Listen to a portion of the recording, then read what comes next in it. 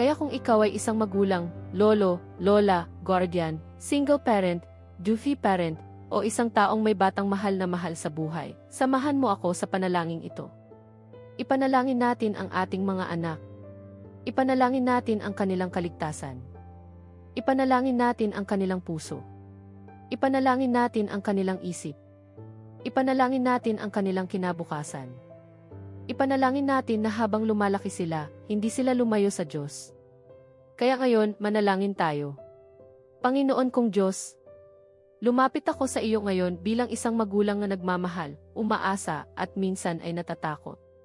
Salamat sa buhay ng aking anak. Salamat dahil ipinagkatiwala mo siya sa akin.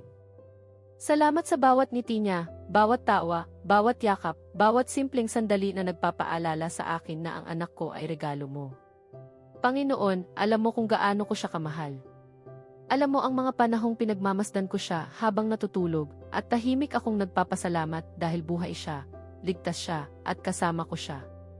Alam mo rin ang mga panahong nag-aalala ako. Kapag aalis siya ng bahay. Kapag papasok siya sa school. Kapag may sakit siya. Kapag tahimik siya. Kapag parang may iniisip siya pero hindi niya sinasabi. Kapag kailangan ko siyang pakawalan kahit gusto ko siyang bantayan buong araw.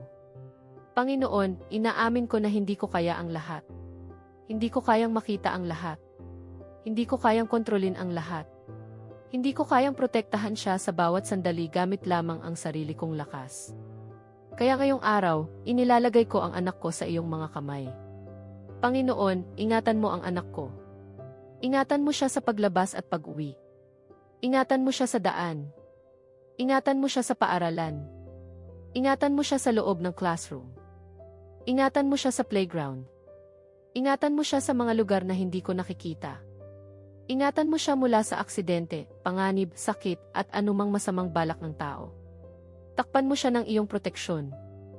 Hayaan mong ang iyong presensya ang sumama sa kanya sa bawat hakbang.